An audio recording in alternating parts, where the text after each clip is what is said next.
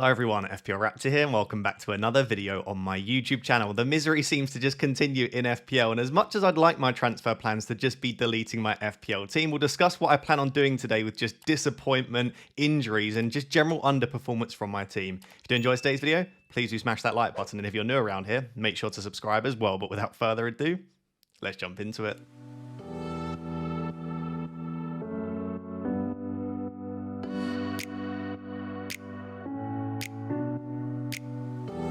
So guys, you would have seen me giggling at the start of the video there in the intro. That wasn't fake, but it also wasn't happy. You know, it's like a nervous giggle. If you don't laugh, you'll cry. There's maybe a little bit of cry that wants to be in there too. It's not often that I feel pretty speechless and don't really know what to say in these videos. I feel like it comes quite naturally to me to just speak about FPL. I've got no idea what to say about Game Week 2. Let me know down below in the comments, how many points are you on and can you beat my 25? And I would imagine that the answer for most of you is yes. The only thing that is giving me some sort of solace and silver lining right now is that a lot of the best managers in the world, I'm not talking about necessarily content creators, but some of the best managers of incredible rank histories are also down in the depths of like 7 to 8 million.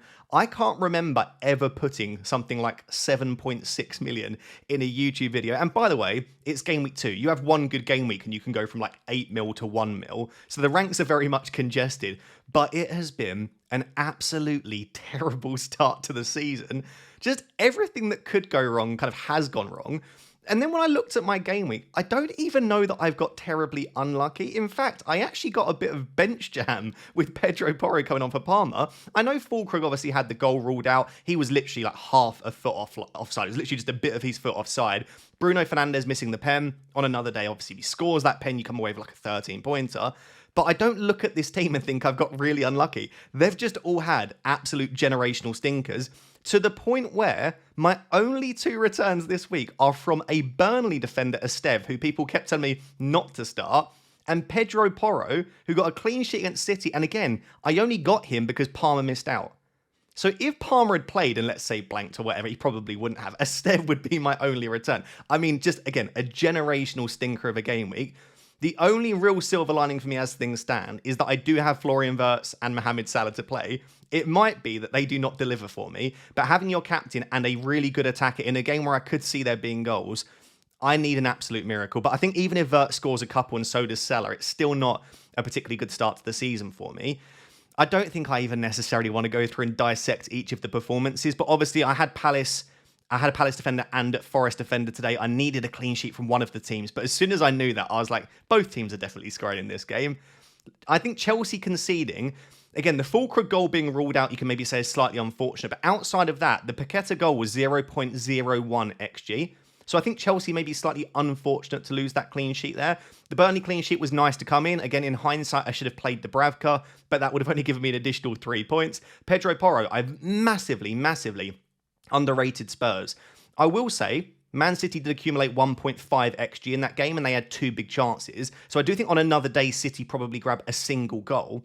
But still, Spurs were highly impressive. And they played a 4 at the back, by the way, not a 5 at the back. So it wasn't like they just parked the bus there. It was just brilliant from Thomas Frank and Spurs. Obviously, I'm recording this directly after the Manchester United game. I'm a Man United fan as well. Bruno missing that penalty was so incredibly painful. He did pick up defensive contribution points, but I will hold my hands up. Bruno has been an awful pick. Lots of you said it. Fair play. And there was actually a point in this game. Lots of people saying, why would you own a 9 million defensive midfielder? He's not a defensive midfielder. There was a point in this game when Casemiro came off and Sesko came on, where he quite literally was a defensive midfielder. He was literally playing there almost just in front of the centre-backs. Obviously, then Ugarte came on and he went a little bit further forward. But yeah, hold my hands up. Bruno has been absolutely woeful. What you want from him is DEFCON penalties and maybe something from open play. For him to miss the penalty, there are worries now moving forward as to whether he even takes the next one. I did say with Reinders, temper your expectations. I didn't expect Reinders to go and get another 10-pointer, so I'm not too fussed there. Reinders is not the one that should be getting returns, right? He's cheap. He should be the one that blanks, if anyone. And then this front 2 here absolutely stinks. Like, I almost want to hold my nose when I look at that front 2 of Ollie Watkins and Fulkrug.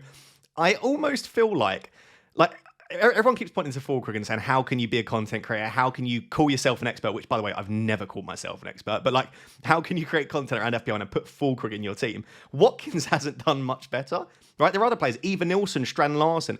I know Fulkrug has been a terrible, terrible pick. But there are some other players that I almost went for instead. And obviously Watkins himself, that hasn't done much better. So yeah, this front two here, just terrible. I mean, they're barely taking shots, the pair of them. Obviously, Palmer missing out, like I said, actually served me okay because I got Porro off the bench. Juve did get an assist, but obviously losing the clean sheet meant that it wasn't a massive score. And again, I should have played the Bravka off the bench.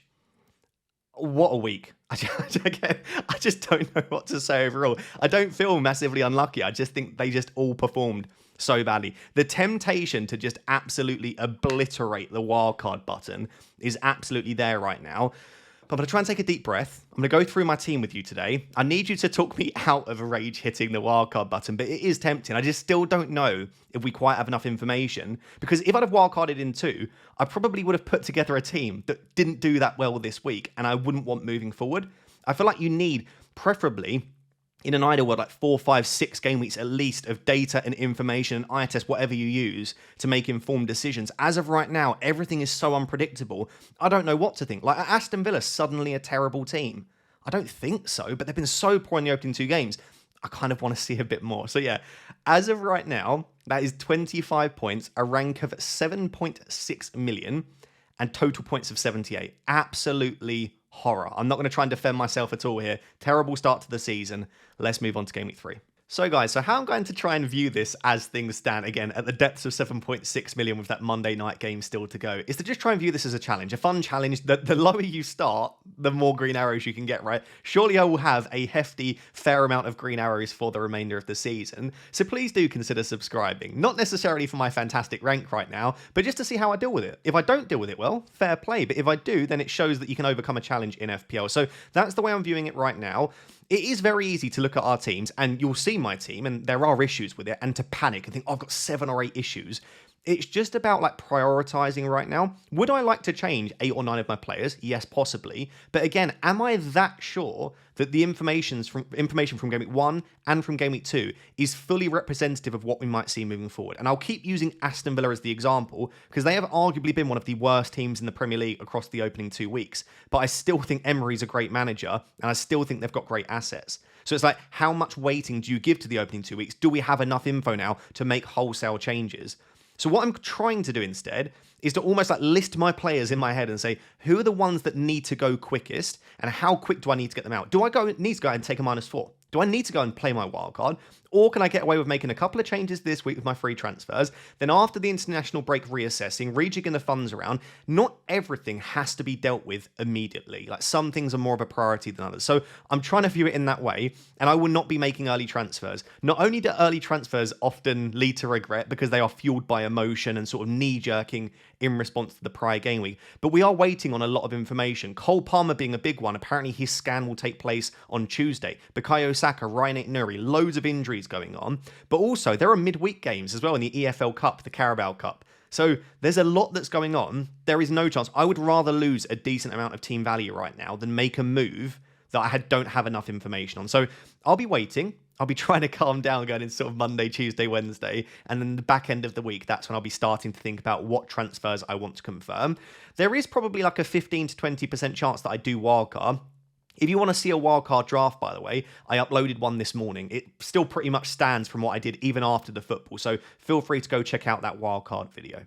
So, as things stand, I obviously have 2 free transfers, and I'll read out my team for those that are listening. So it's Sanchez in goal against Fulham, a back 3 of Williams against West Ham, Juve against Forest, and Porro against Bournemouth at home. I actually think that's a really, really good setup. I have no issues. And I also have Richards on the bench against Villa away, and Esteve against United away. So defensively, I actually don't think I'm too badly set up this week. The midfield 5, there could be a few issues in there. So as things stand, I've got Wirtz and Salah against Arsenal. Let's see how Liverpool get on Monday night. I've got Bruno Fernandes, who does currently have the armband, and we will talk about that because people will absolutely hate it. I've obviously got Cole Palmer, who's currently flagged, and then Reinders against a Brighton team that just lost to Everton 2-0. So I don't think that's a horrible fixture.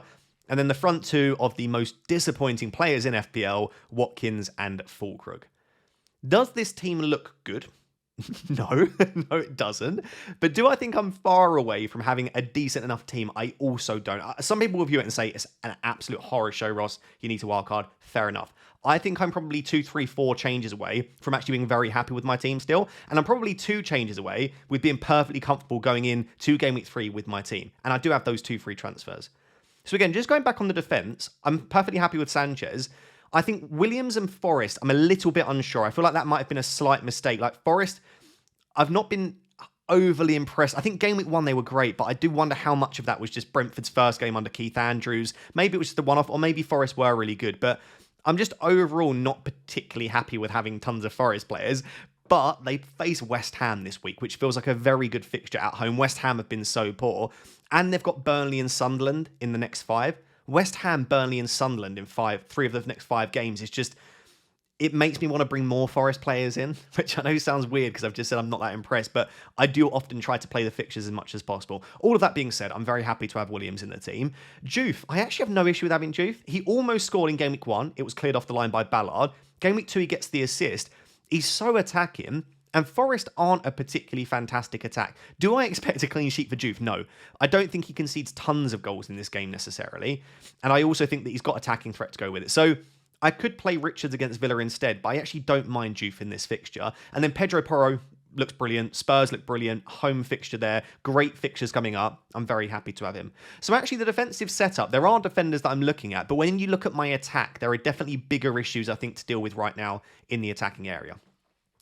Essentially what it comes down to is what is the update on Palmer's injury? Because obviously if he's out long term or even in medium to short term, the latest rumor was that it looks like it'll be 4 to 6 weeks. But again, he's going to have his scan on Tuesday. If it is like 4 to 6 weeks, I think I'll probably end up getting rid. If it's like 1 to 2 weeks or even 2 to 3 weeks, because we have the international break between Game Weeks 3 and 4, that means he could be back for Game Week 4, and then I would feel a little bit more hesitant. But that's obviously the first bit of information I'm waiting on.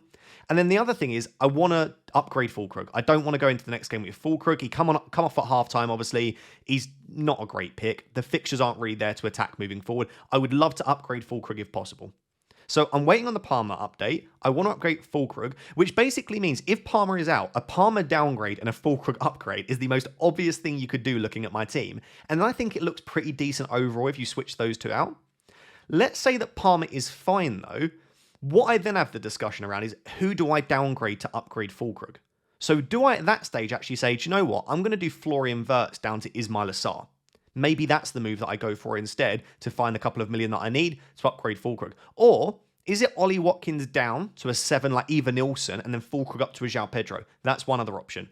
Or maybe we just say, do you know what? Palmer still hasn't been very good. Even if he is fit and available, Palmer down and Fulkrug up is still fine, even if he is deemed fit very, very soon. I do think I need to upgrade Fulkrug this week. I don't really want to go into another one with him, especially when I've got Williams in my team, especially when we know that Forest aren't a bad defence. And then he goes into Spurs and Crystal Palace, 2 other teams that have looked incredibly solid across the first 2 game weeks. So yeah, I think Fulkrug's got to go. And when I've got 2 free transfers, I think that makes the most sense. So basically, I need to downgrade a player. I need to upgrade Fulkrug.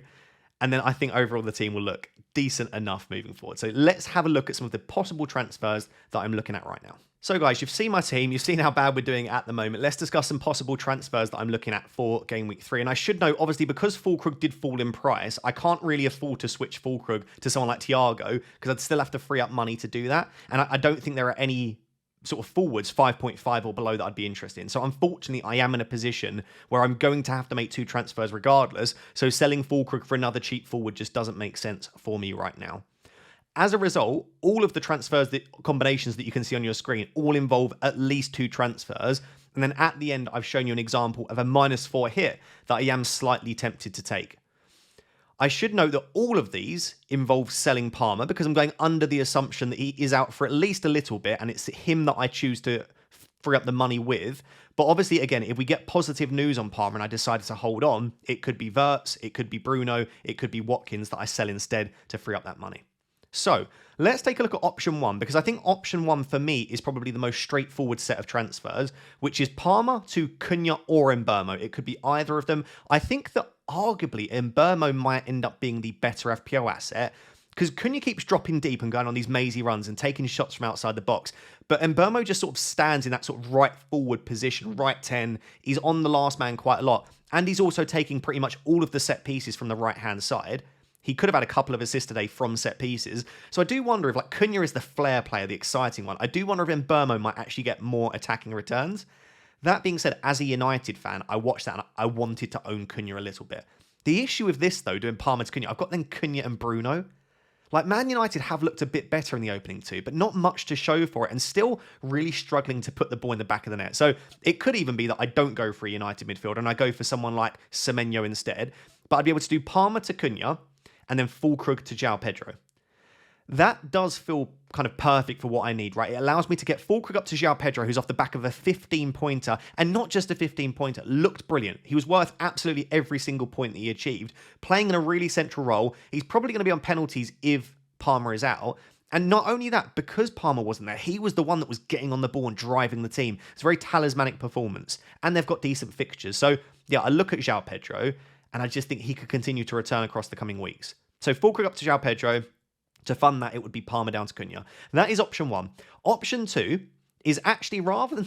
And I know, I'm not desperate to keep a hold of Füllkrug, but I guess Guiu is technically a worse asset than Füllkrug, right? So if I do Palmer to Semenyo, I can then actually afford to upgrade Guiu to João Pedro and keep Füllkrug as my 8th attacker that sits on the bench if I need him to come on. I might not want to do this anyway. If I think that Füllkrug is a minute stout at all, I probably would just rather sell Füllkrug instead. There were rumours that he came off at halftime because he took a knock. I've not seen anything. But I'm just saying there is a possibility here that I actually keep Füllkrug and sell Guiu instead, because I just don't see Guiu getting really significant minutes right now. Like, Isidore and Mayenda are clearly ahead of him in the pecking order, and Semenyo is fantastic. Like, he had an assist, obviously, in Game Week 2, and he hit the crossbar from about 4 yards out. He could have come away with a goal and an assist and had 4 attacking returns in 2 games. And not necessarily with overly easy games to start in the first 2 either. And I know Spurs' weight isn't great in 3, but I don't mind bringing him in for the nice fixture run after that. So yeah, Palmer to Semenyo, Guiu to João Pedro. That's option 2. Option 3 is if I actually want to go ahead and get Erling Haaland in my team. I don't think I'm necessarily that desperate to do this and upset the balance of the team. That is a little bit recency bias because he didn't do that well in Game Week 2. Like, after Game Week 1, I was like, I'd love Haaland. The reason I like the idea of getting Haaland in is because obviously Palmer and Saka have picked up these injuries. Whether or not they're long-term, they may well not be. But you've lost those 2 assets at the moment, it looks like, possibly in the short term. So Haaland gives you another captaincy option. And in Game Week 6, I'm almost forcing myself to free hit in 6 because I want Haaland for Burnley.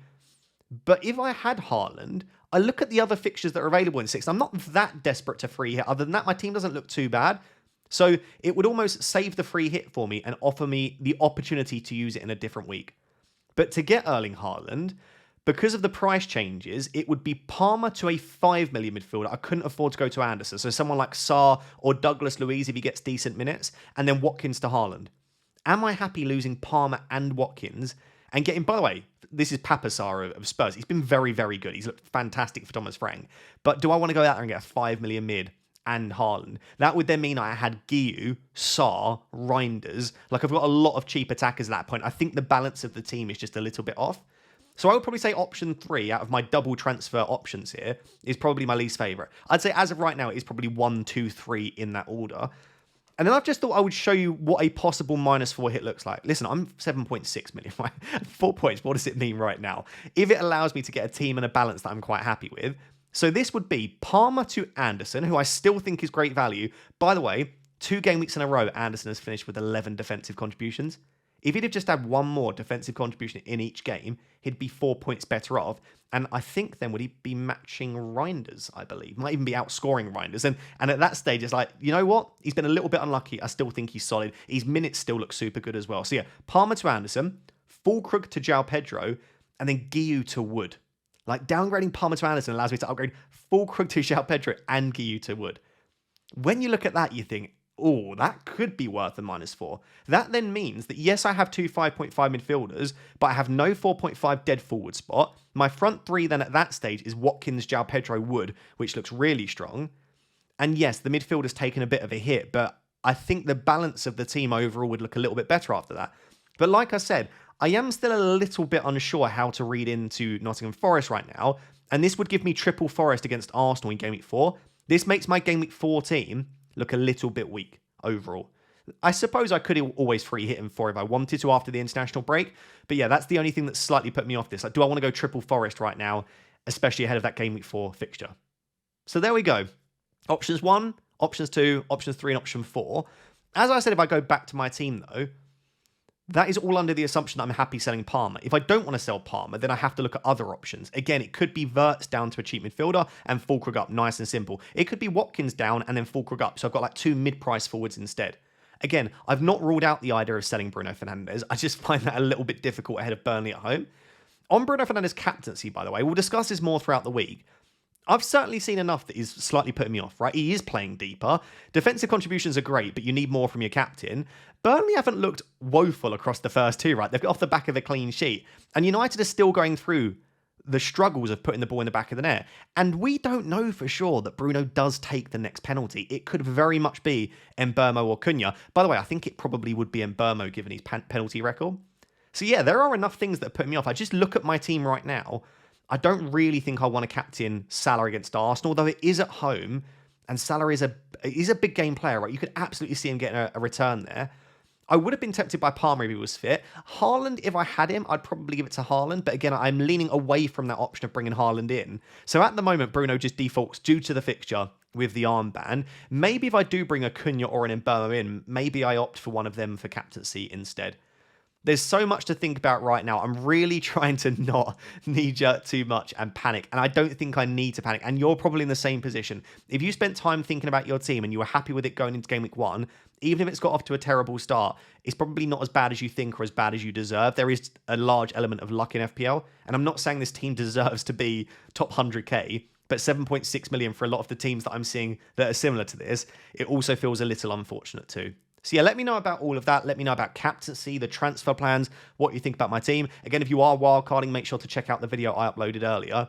And yeah, let's try our best to have a slightly better Game Week 3. So guys, there we have it. That is my Game Week 3 transfer plans video. A double upload today, so 2 videos for you. Again, do make sure to go and check out the previous video if you haven't already and you want some more content. I really appreciate you watching. Please do make sure to drop a like if you're not yet subscribed and you've watched to this point. It really helps me out if you do consider subscribing. Until next time, thank you very much. Bye-bye.